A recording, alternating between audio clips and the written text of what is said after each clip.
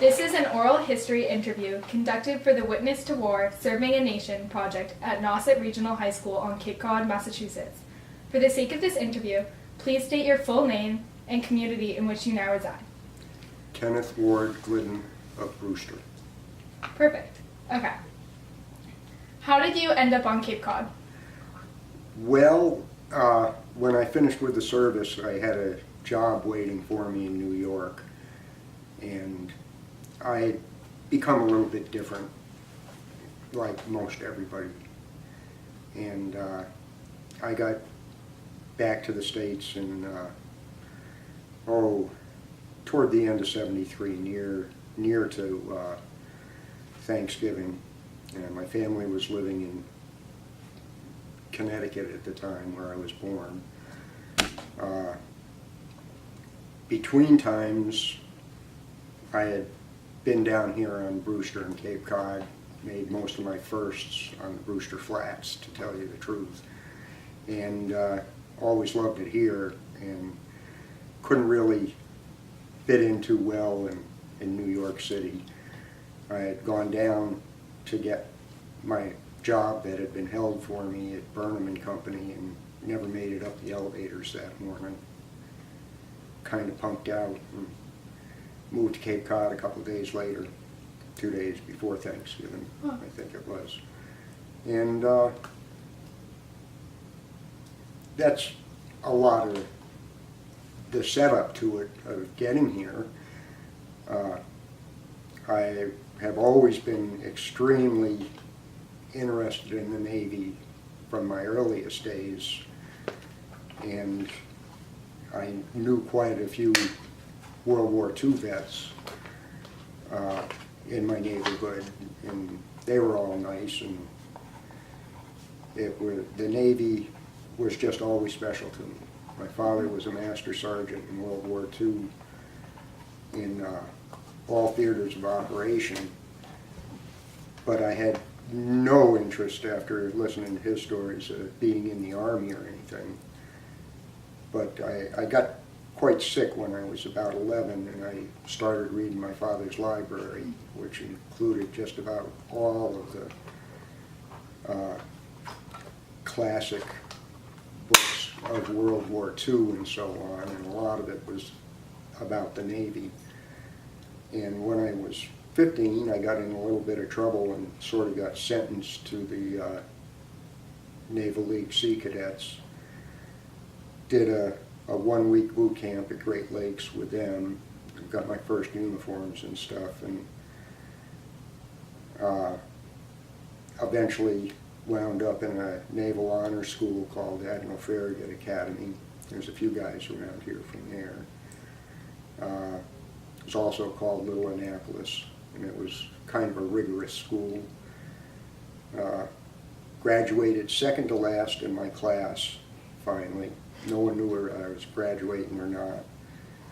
But I learned an awful lot of things from a Master Chief Petty Officer that worked in the naval science areas, and managed to get out a lot of classwork by hanging around that stuff.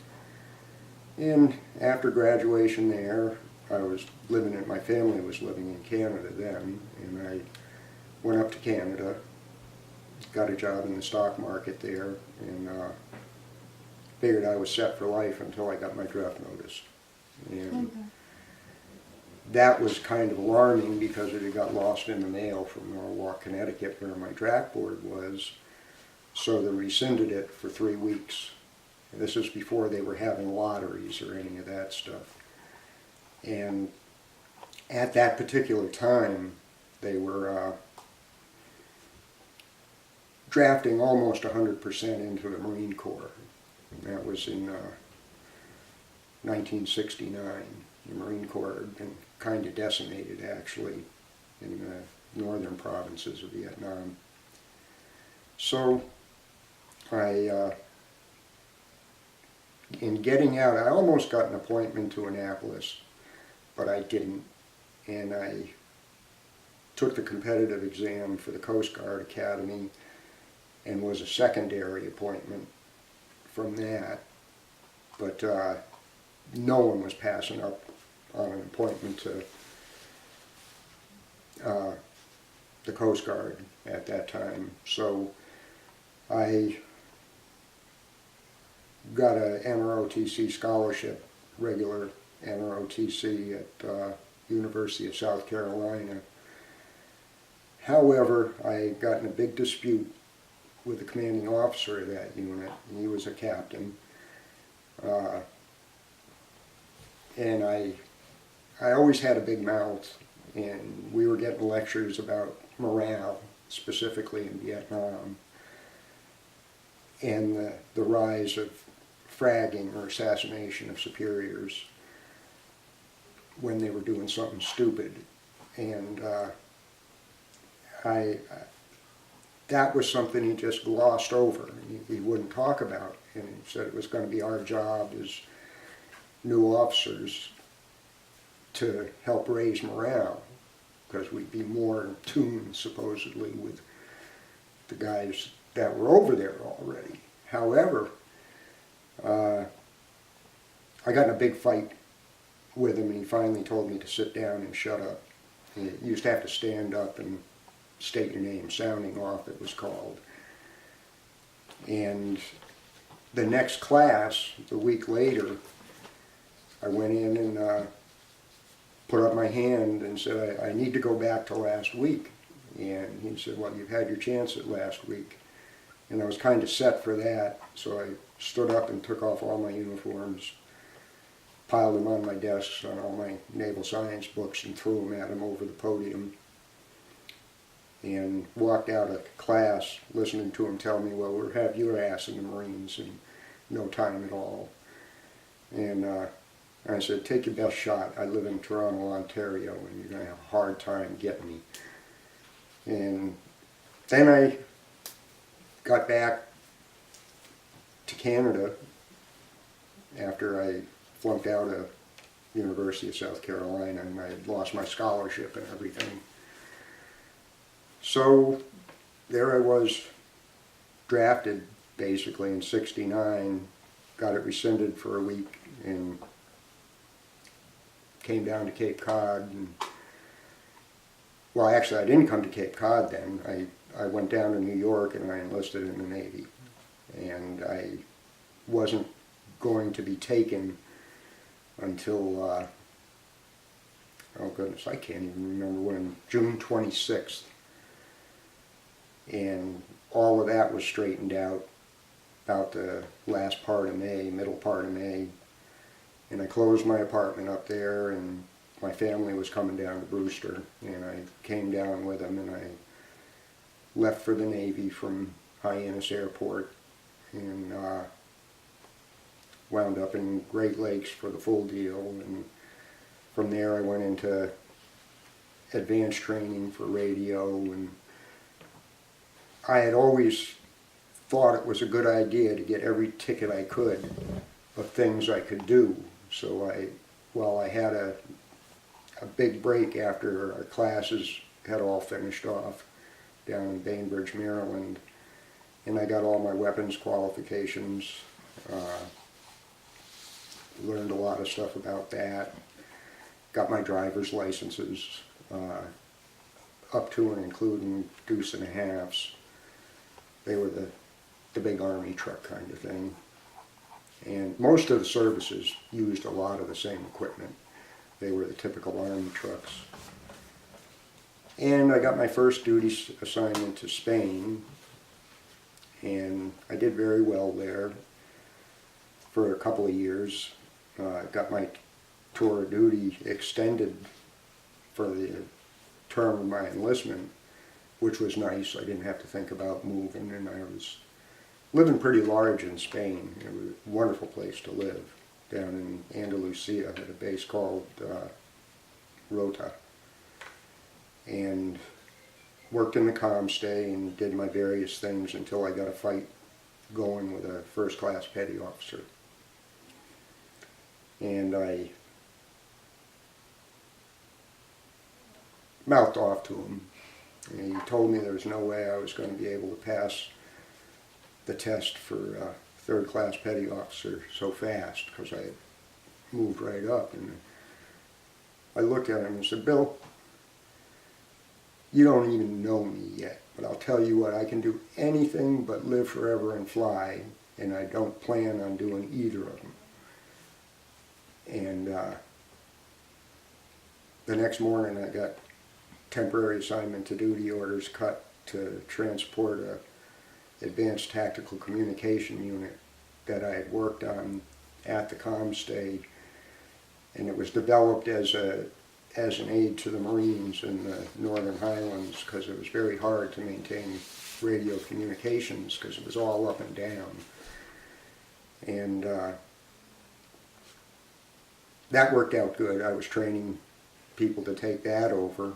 And once they get you on temporary assignment, they'll send you anywhere. And I was in Da Nang at that point, and after training the ATCU people, Advanced Tactical Communication people, I was sent down to Can Tho to work with the Mobile Riverine with the 1st Infantry Division. And we were carrying them about in old landing craft that were somewhat modified. And in that, I was really struck by the situation those guys found themselves in. To interrupt you for 1 second, at this point, are you in Vietnam after Spain? Yes. Yes, okay. Well, I was still stationed in Spain, but I was temporarily assigned to duty as a punishment. Okay. And they got me there on the ATCUs and then sent me for punishment down to the Riverine.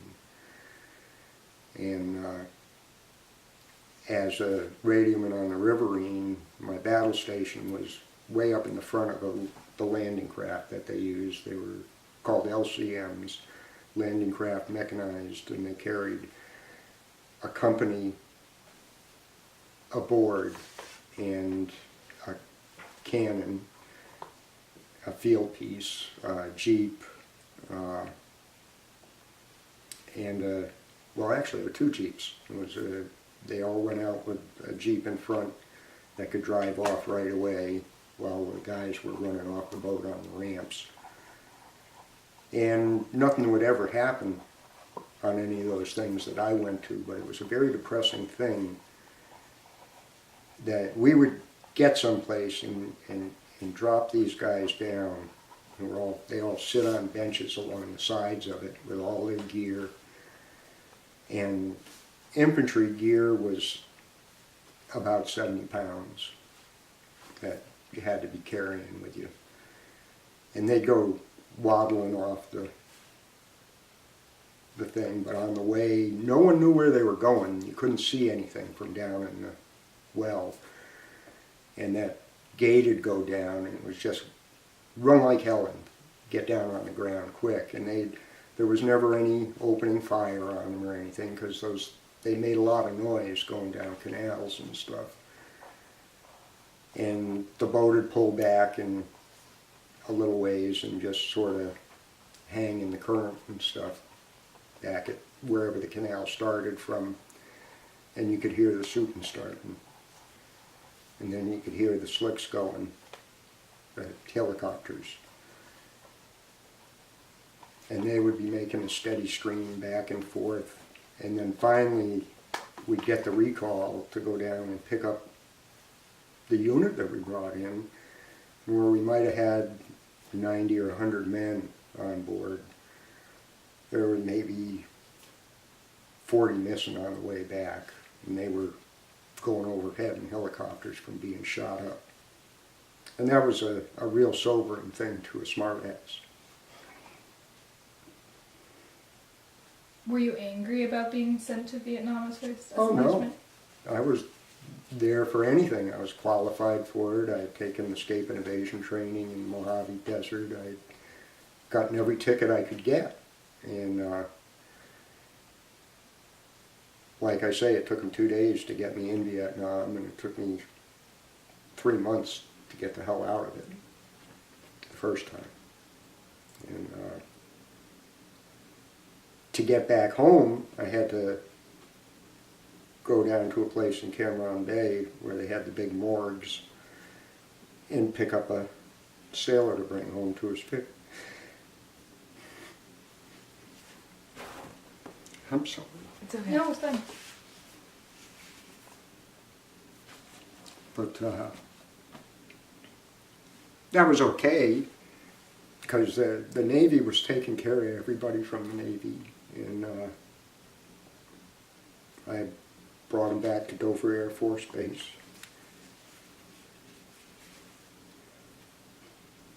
And went to Bridgeport, Connecticut with it. He had to ride in the freight car with him.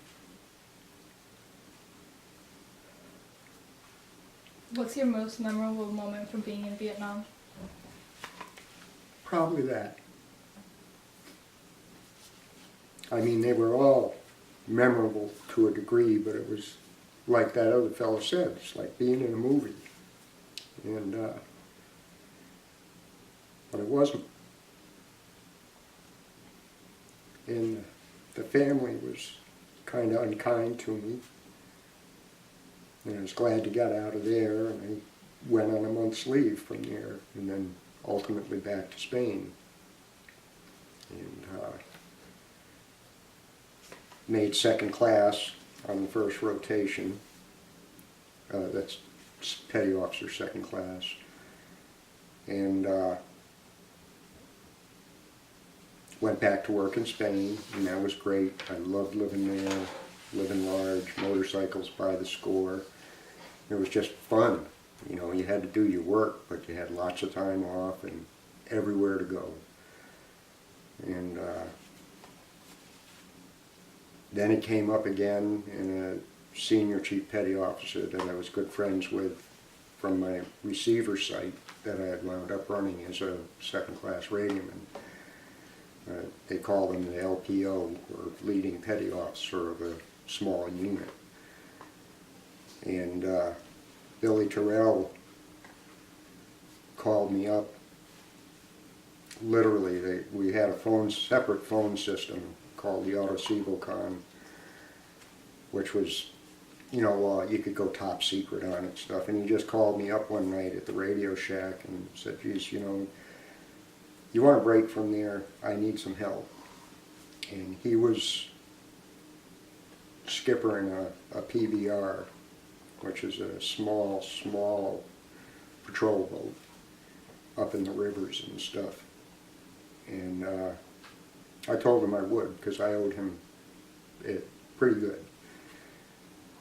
Owed him a lot, actually. And met him down in Cantho again. There was some of the last United States units of the River Patrol Forces. And they were running out of people. They were getting all naval forces out of Vietnam by that time. And we were training one-on-one, turning the last of the boats over to the Vietnamese Navy. And that was fun, except for having to work with the Vietnamese. They were absolutely contrary by that time, and mostly untrustworthy. And I got myself set up for combat on them. You know, I was the radio operator, mid-gunner on a Mark II river patrol craft. And you'd go around, and what we would do is follow behind another PBR with a fully a Vietnamese crew anyway. Vietnamization is what it was called. And they would go on ahead of us, and we'd hear them getting shot at, same thing. And all of a sudden, you instead of hearing them shoot back, you just hear them wind up the diesels and get the hell out of there. And we had to cruise up through there to keep up with them. And they weren't supposed to do that. They were supposed to engage. And we were supposed to come in and help them. But we'd wind up in the hot spot. And it was usually not too much. You couldn't see what you were shooting at. This is way after Agent Orange, and the low growth was 12 feet high along the canals. And so my specific job was, well, the boat rigged for combat, and I can show you some pictures of that in that book I brought, what the PBRs were like. And my duty station was on top of the motor box, or the motor cabin, actually. And I had a machine gun and repeating grenade thrower and stuff like that. And we had, my job specifically was to stand up there and start shooting at them while they got the big guns, the 50 caliber machine guns. There were 3 of them on it, plus a couple of 30 caliber machine guns. I had one of them and the grenade thrower. And you just had to kind of sit there, shoot and shoot and shoot and shoot and shoot, so they could not shoot back at you. And it involved just kind of like hosing it down a little bit. I used a different weapon for that right there. But we were very lucky. I never got shot. Been shot at and missed, and I'm pretty sure shooting back I hit. Hard to say. How did your expectation compare to the reality of war? It's what I believed it would be. And I don't know. Did you ever see McHale's Navy? No, I haven't. No? Mm-mm. No. Well, it was just a fictional TV show about the PT boats and how they got along being a very small unit. And building favors, it's a system in the Navy called the ComShaw, where you wheel and deal with whatever you have for things that you need. And I had a great time at that, and I was excellent at it. I could always see what someone else needed that I could get to them on a personal level. You know, I'd probably have to steal it somewhere, but it didn't matter, and then they'd pay me back with something I couldn't get by stealing it. And yeah, that was really, I enjoyed that. I was very valuable to my actual commanding officer. We called him Zippy. His name was Zimdars. He was a captain, ran the comm stay. And I couldn't do too much ComShaw in Vietnam because I was just riding around a little boat all the time, or else staying on a barge when we were off duty. And but in Spain, oh boy, I got so much stuff for my command. My captain loved me. He let me have my hair as long as I wanted, till it got to the point I had to go to England to a board of review by the Commander-in-Chief of U.S. Naval Forces, Europe, Sincus Nav Europe. And they all came up and, you know, measuring how long my hair was and everything, and I knew it was short enough, and they hated that. But anyway, I got a clean bill out of that, and everybody left me alone in Spain, and that was good. And that's proper use of the ComShaw. My commanding officer would go to bat for me on anything, and I went to bat for him pretty good. How did you feel when you were told the war had ended? Very relieved, very happy. I was back here then. I was out by the time it ended. That was, what, 75, I think. And I remember getting very drunk with a local fellow who lived next door to me out in the woods on Sheep Pond. Howie Kisling is his name, and he was a survivor of Camp Carroll in the Quai San siege. I don't know if you've ever heard of that, but that was quite a time up there. It was just down below the DMZ in Vietnam, and that was the kind of area where the ATCUs were making a difference for them, because with the ATCUs, we could relay a handy-talkie message straight to an aircraft carrier and get a plane in there, and they started getting to their locations much faster, and that was a big boon. But the only problem with that, and that was the first time I actually got shot at, was in an armored truck container that was a basic communications unit on top of a hill, so I could hit the carriers.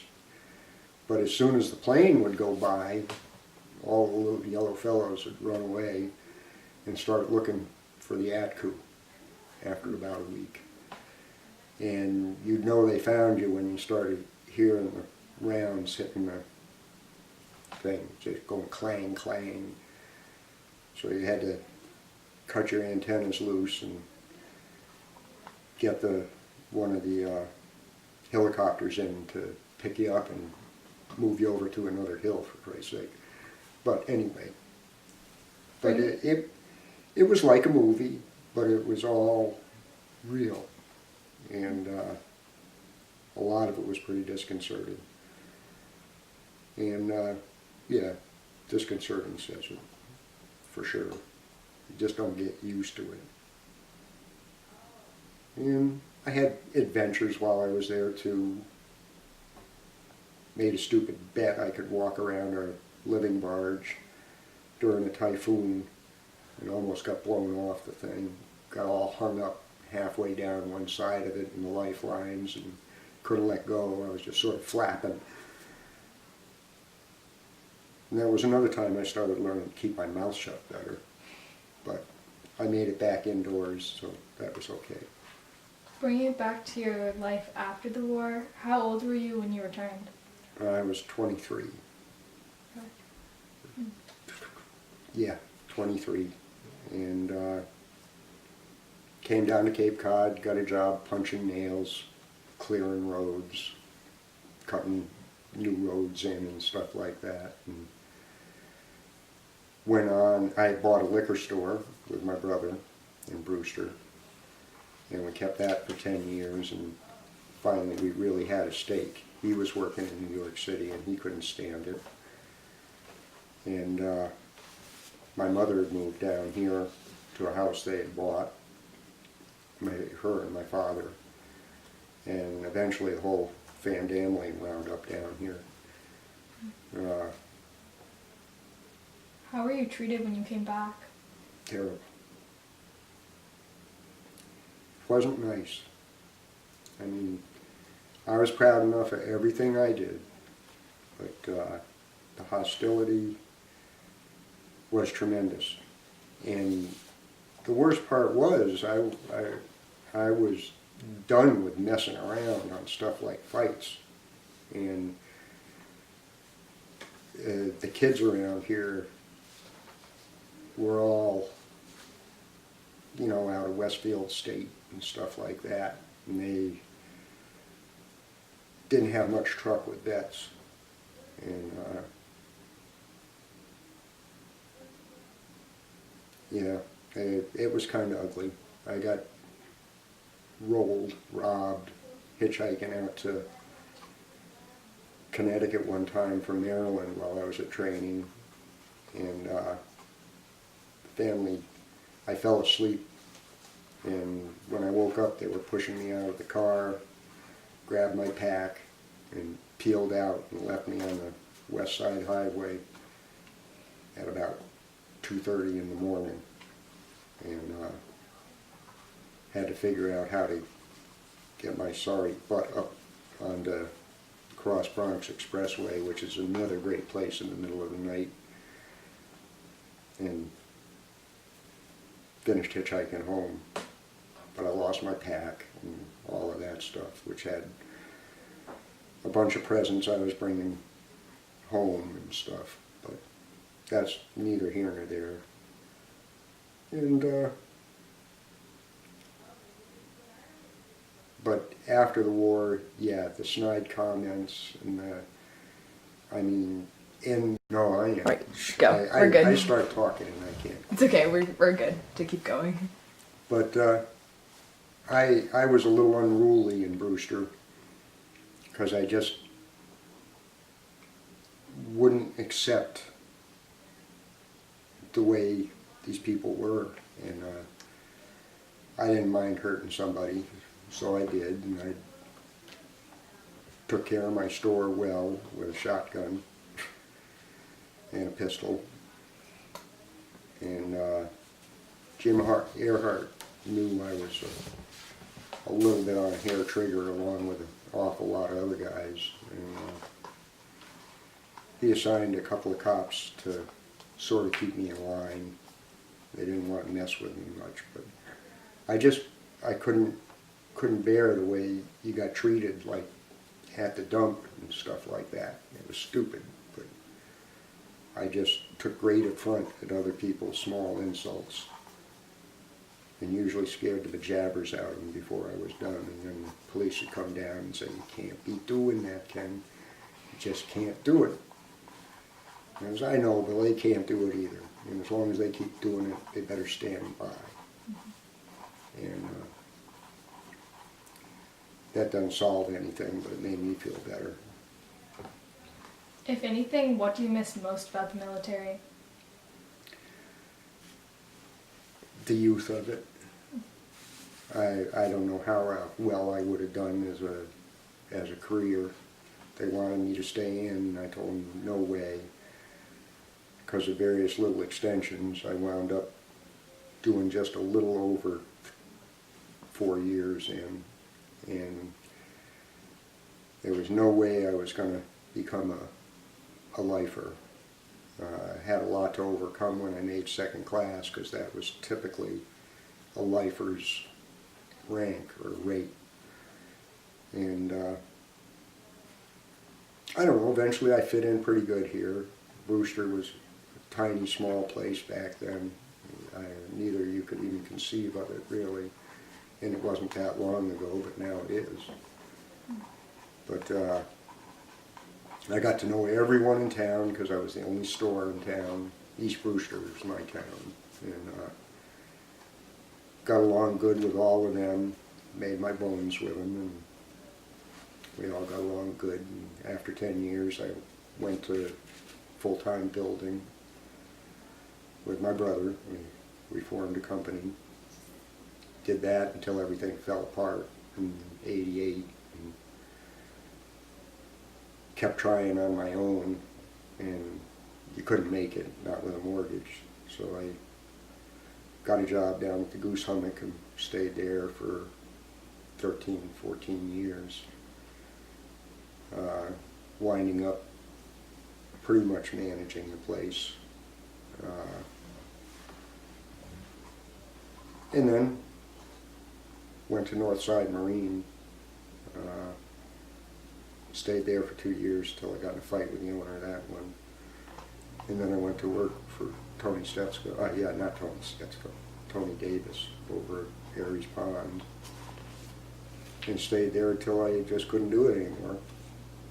And that was a few years ago now, and I was just all broken down from the stuff that I had done, because I was always pretty slightly built, but I called it coolie built, and you could take it all in small bites all day long, no matter what it was, and I had the knack of just keeping going, and I learned how to move stuff, and I did pretty good until a bunch of old injuries and stuff started bothering me a lot. And that's where I am today, retired, fat and happy, and 120 pounds, no, that's a lie, 114 pounds, can't get any weight on me. But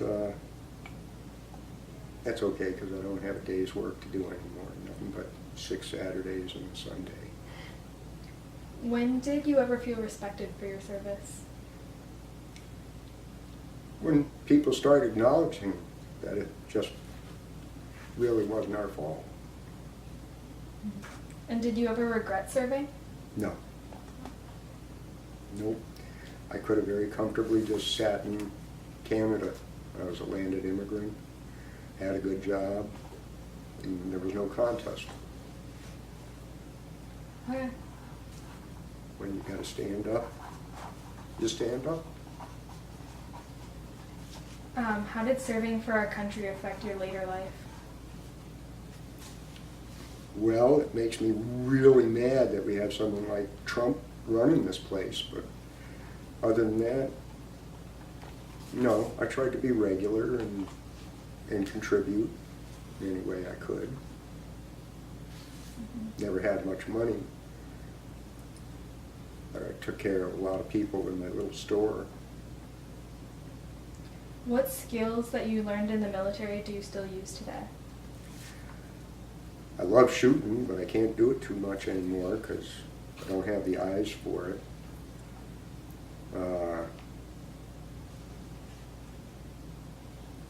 But you use it all the time. Just how you live your life. If you were suited to it, it worked. If you could go back in time at all, what would you have done differently? Probably nothing, including being a smart ass. Just, I am who I am, and I am not what I'm not. And I've been comfortable with myself for 68 years. Well, thank you so much for this. Thank you. Well, if you want to edit out the part where I was crying, I wouldn't mind. No, that's completely part of it. Like, everyone has their emotions from the war. You sure do. Thank you.